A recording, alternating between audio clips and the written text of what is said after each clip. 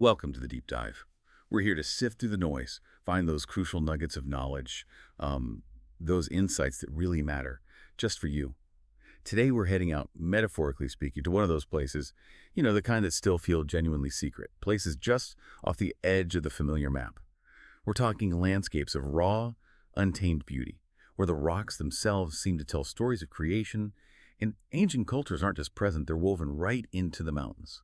Just try and picture this for a second. Huge limestone karsts, like piercing through the mist. Roads that look like they shouldn't even exist, just stuck to the side of cliffs. And deep down, these silent canyons carved by rivers that are this incredible turquoise color. Think of the Noke River. It's all real. This place exists. It's called Ha Giang, what many people consider Vietnam's final frontier. Exactly. And this deep dive, it's not just about, where to go. It's more like an expedition.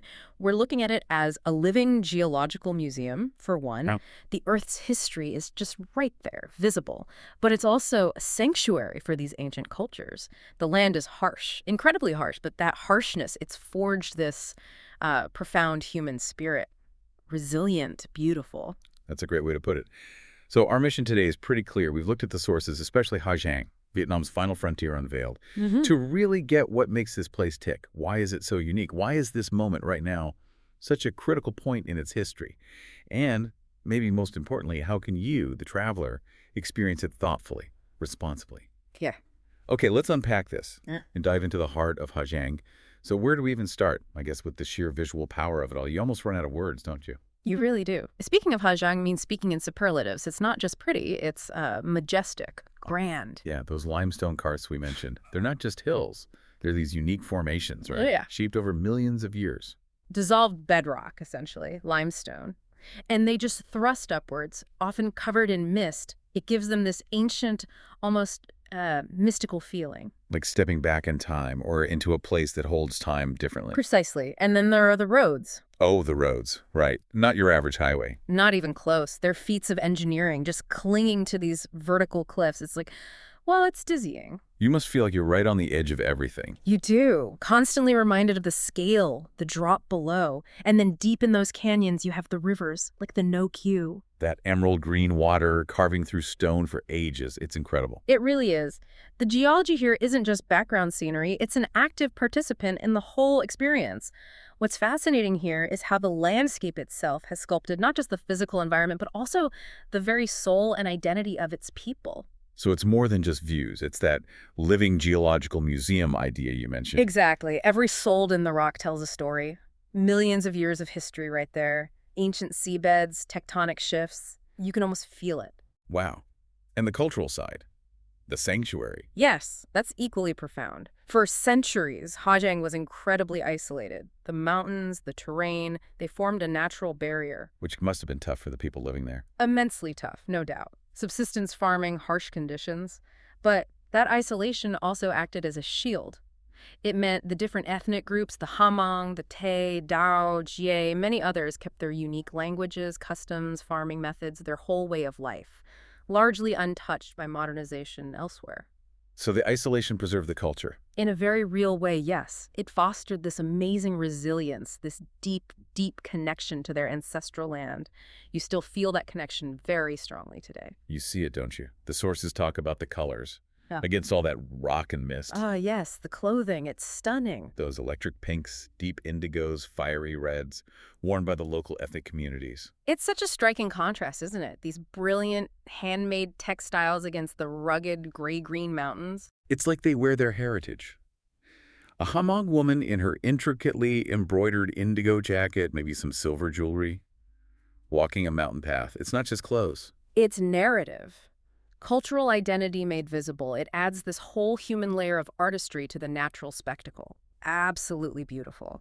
So if you imagine being there, surrounded by all that, the scale, the geology, the vibrant culture, what does that do to you? That's the question, isn't it? It sounds like something that could really shift your perspective on nature, on resilience, on beauty itself. Definitely not your average beach holiday. It seems like it calls to a very specific type of person. It does, but maybe not just hardcore adventurers, although they're definitely drawn to it. It's more about a certain mindset. Okay, like who? Well, the informed adventurer, definitely. Someone seeking real discovery, not just something packaged. The cultural purist, who wants authentic interaction, not a show. Photographers must love it. Oh, absolutely. Photographers searching for the sublime, landscapes and faces that tell stories without words. And I think anyone seeking a connection to something primal, authentic, something that challenges them. So it demands something from you. It demands respect, I think. Respect for the ruggedness, the authenticity, the challenges that come with going off the beaten path. But the rewards, they're immense. It's for people who get that the best places aren't just seen, they're felt. Deep down, they change you. The kind of journey that stays with you. Exactly, the kind that pushes your boundaries and leaves you with a richer understanding of the world, and maybe yourself, too. So for everyone listening, does that resonate? Is that the kind of journey you seek? Okay, beyond the overall feeling, the sources highlight specific places that really anchor Ha Giang's importance. Landmarks that give it, like, world-class credentials. Absolutely. These aren't just pretty spots, they're significant. They put Ha Giang on the map, globally speaking. Here's where it gets really interesting. The specific landmarks that put Ha Giang on the world map. Right. Let's talk about Lung Q, for instance. That's the symbolic northernmost point of Vietnam. The place with the giant flag. The very one. A colossal flag on a huge tower, visible for miles. It's a massive symbol of national sovereignty, of Vietnamese identity and resilience. Standing there, looking across the borderlands, it's apparently quite moving. I can imagine. A real sense of place. Definitely. Then you have the Two Sand Canyon. Wow, the deepest in Southeast Asia. That's the one. Carved by the Noki River, that same Emerald River we talked about. The earth just opens up. Standing at the edge or taking a boat trip through it, the scale is humbling. Makes you feel tiny. Nature's power on full display. Completely. And you can't talk Ha Giang without mentioning the Ma Pailing Pass. Ah, the legendary road. One of the 4 great passes. Indeed. Famous for being incredibly challenging to drive. Steep climbs, hairpin turns, sheer drops. Sounds terrifying. It can be, but the views. Oh, the views are why it's legendary. Absolutely unparalleled panoramas over the peaks, the valleys, the river far below. Many say it's one of the most magnificent viewpoints anywhere in Southeast Asia. And it was built by local people, largely by hand. That's right. Adds to the legend. A real testament to human effort in this landscape. And underpinning all of this is the UNESCO designation, isn't it? Yes, the Dong Van Karsts Plateau UNESCO Global Geopark, that's a huge deal.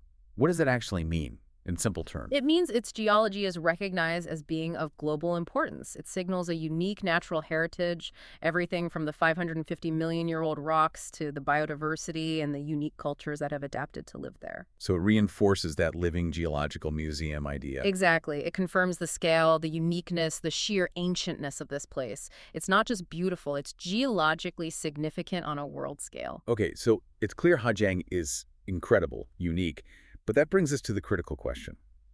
Why now? What's the urgency? So what does this all mean for someone thinking of visiting today? This is probably the most critical part of the story right now. For centuries, like we said, that isolation was its shield. It kept the landscapes pristine, the cultures intact, almost frozen in time. But that's changing. Changing fast. The world has found Ha Giang. Tourism is booming. The sources mention growth rates of around 30% a year. That's massive. Wow. Is that good? Bad? It's complex. On one hand, it's a huge economic opportunity. For these diverse communities, many of whom have lived in poverty for generations, tourism offers a real path forward. Income from homestays, guiding, craft. Exactly. A chance for a better quality of life, investment in education, healthcare. It's genuinely needed and welcomed by many. But there's a but. There's a big but. It's this profound paradox. The very thing drawing tourists, the authenticity, the untouched character, the ancient traditions, is incredibly fragile. The tourism boom could destroy the very thing people come to see. That's the risk. Rapid, poorly managed development can erode cultural integrity, damage the environment, and we're already seeing signs of this tension. Like what? Well, the sources mention these amazing, genuine, community-run homestays, real cultural exchange, direct benefit. But then, maybe nearby, you see what one source called counterfeit, commodified, and distasteful tourist villages. What does that mean exactly? Fake villages. Sort of. Maybe hastily built structures that don't fit, Right. that are just there to make money. Maybe offering staged cultural shows instead of real interaction. Sometimes large hotels that clash with the local style. It creates this contrast between genuine life and something purely commercial. So you have to be discerning as a traveler. Very. If we connect this to the bigger picture, this reveals a fundamental paradox. The economic engine of tourism is fueled by a resource authenticity that it can inadvertently consume. That's a really tricky balance to strike. Progress versus preservation. Incredibly tricky. The challenge for Ha Giang is harnessing the benefits of tourism without sacrificing its soul. So, a journey there today. It's more than just a holiday. You're stepping into a place at a critical moment. You're witnessing traditions and negotiating their place in the modern world. Which really elevates the role of the traveler, doesn't it? Your choices, where you stay, who you hire, how you interact, they actually matter. They matter immensely. They're not trivial. You're part of Ha Giang's story as it unfolds. So it's not just about seeing it, but seeing it responsibly, engaging thoughtfully, being part of the solution, not the problem. Precisely. Before it changes irrevocably, it's a call for mindful travel. Your impact is part of your journey. Okay, we've established the why, the uniqueness, the urgency. Now, let's get practical. Let's unpack this. If you're ready to answer Ha Giang's call, how do you actually get there and navigate this epic landscape? Right, the logistics. It takes some planning, definitely some adventurous spirit, but it's doable. The journey really starts before you even see those big peaks with getting to Ha Giang City. That's your gateway. And that's north of Hanoi. How far? About 300 kilometers north. The drive itself is part of the experience, 6, maybe 7 hours. You go through classic rural Vietnam, rice paddies, villages, then slowly climb into the mountains. It eases you in. What are the options for getting from Hanoi to Ha Giang City? Several good ones. The most common and cheapest are the sleeper buses. They cost, what, maybe $9 to $20? A lot of them run overnight, which is great. You save a travel day, arrive early morning, ready to go. Sleeper buses. Okay. Any other options? Yeah, for a bit more comfort, there are VIP minivans or limousines. Nicer seats, maybe a bit quicker, slightly higher price. And if you want total flexibility? Then you'd look at a private car. Best for families or groups, maybe. You control the schedule, stop where you want. But it's much pricier. Think $150 or more, one way. Okay, so you arrive in Ha Giang City. Then comes the big decision, right? How to tackle the loop itself. Absolutely critical decision. This defines your whole experience, how you connect with the place. So what are the main ways to do the loop? Well, the classic, the one many people feel is the only way to truly experience it, is by motorbike. Why motorbike? That sense of freedom, that direct visceral connection, you feel the wind, the temperature changes, you can stop anywhere instantly for a photo or just to soak it in. You're in the landscape, not just passing through it. Makes sense. But there are different ways to do the motorbike thing. Right. 2 main ways. First is self-riding. If you are a genuinely experienced, confident rider, this is the ultimate adventure. Total freedom, huge sense of accomplishment. There's always a but. A big but. Don't underestimate it. The roads are seriously challenging. Steep climbs, hairpin turns, gravel, maybe fog, sudden rain. It's physically demanding, needs constant focus, and yeah, it carries more risk. And you need the right paperwork, right? Yeah. The license. Crucially, yes. Yeah. A valid motorbike license from your home country PLUS, an International Driving Permit, or IDP, that specifically conforms to the 1968 Vienna Convention. Not all IDPs work in Vietnam. This specific one is key for legality and insurance. Get this wrong, and you could be in serious trouble. Okay, 1968 Vienna Convention IDP. Ah, So what's the alternative if self-riding sounds too intense? the easy rider option. This is what most people do, and it's highly recommended. You ride as a passenger on the back of a motorbike driven by a skilled local guide. Ah, so you get the thrill without the stress of driving. Exactly. You get the immersion, the wind in your hair, but you can focus entirely on the scenery, taking photos, just absorbing everything. Plus, safety is much higher with an experienced local who knows the roads. And the guide adds value too. Immense value. They're often translators, cultural bridges. They can introduce you to local people, explain customs, share stories about the places you're seeing, things you'd completely miss on your own. It turns the ride into a much richer cultural experience. Downsides. Cost, maybe. It costs more than self-riding, yes. And you have slightly less minute-to-minute freedom. But honestly, the benefits in safety and cultural insight, most people find it absolutely worth it. It's often the highlight of their whole trip. Okay, motorbike options covered. What if 2 wheels just aren't your thing? Then you go for a car with driver. This is great for prioritizing safety and comfort, or for families with kids. Protection from the weather too, I guess. Sun, rain, cold. Definitely. And space for luggage. Big plus. Important note, though. Foreigners can't rent and drive cars themselves on a tourist visa in Vietnam, so this option always comes with a local driver. Any tips for booking a car? Yeah, try to get an SUV rather than a big van if possible. Better chance everyone gets a window seat with a good view. Yeah. You don't want to miss those landscapes. Cost-wise, expect maybe $50 to over $100 per day, depending on the car size. Great breakdown, okay? Transport sorted, but there was that permit thing you mentioned earlier. Right, the Ha Giang permit. Huh. Essential bit of bureaucracy. Because it's a border area, all foreign travelers need this permit to enter the main northern districts of the loop. That's Quan Ba, Yan Minh, Dong Van, and Mio Vac. What happens if you don't have it?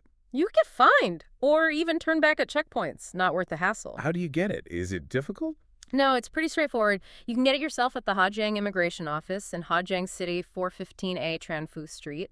Just need your passport, and if you're on a motorbike, its registration number. How much does it cost? About 210,000 dong, so around $9 or $10 US. Pretty nominal. Can someone else arrange it? Yes, most good tour operators or even your hotel in Ha Giang City can usually sort it out for you, maybe for a small extra fee.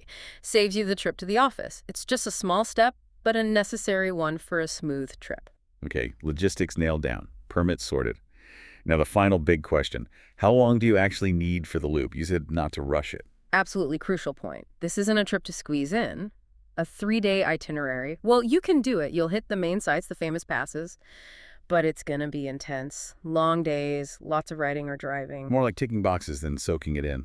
Pretty much. An express tour. You'll get the photos, but maybe miss the feeling, the connection. You'll likely feel rushed, exhausted even. So what's the recommendation? Definitely 4 or even 5 days. That's where the magic happens. It transforms the whole experience. How so? What difference does that extra day or two make? It allows you to slow down, relax the pace. It opens up time for spontaneous things, taking that interesting side road, stopping for a longer chat in a village, maybe doing a hike, or that boat trip on the No-Q River we talked about. Deeper cultural encounters, too. For sure. More time means more opportunity to connect authentically. Stay in a homestay and actually share a meal and conversation, not just sleep and leave. Visit a local market properly. Observe daily life without feeling like you're intruding or on a tight schedule. So a 4-day trip isn't just seeing more, it's experiencing differently. Exactly. It shifts from sightseeing to exploration. You get off the main tourist drag a bit more, find quieter spots, more contemplative moments. It's the difference between skimming the surface and really diving deep. And this links back to the responsible travel idea, doesn't it? It really does. This raises an important question. Given Ha Giang's unique position at a crossroads, how does the length of your stay impact your ability to engage responsibly? How do you mean? Well, a longer, slower trip naturally allows for more thoughtful interactions. You're more likely to understand local etiquette, support genuine local businesses like family-run homestays, and make choices that directly benefit the community you're visiting. Instead of just funneling money into bigger, maybe less sensitive operations. Potentially, yes. A deeper understanding gained through time fosters more respect. It helps you align with being that thoughtful traveler we discussed, leaving a positive footprint. You become part of their story in a small way, not just a passerby. That's a really compelling reason to take the extra time, if you can. It's not just about your experience, but your impact, too. Precisely.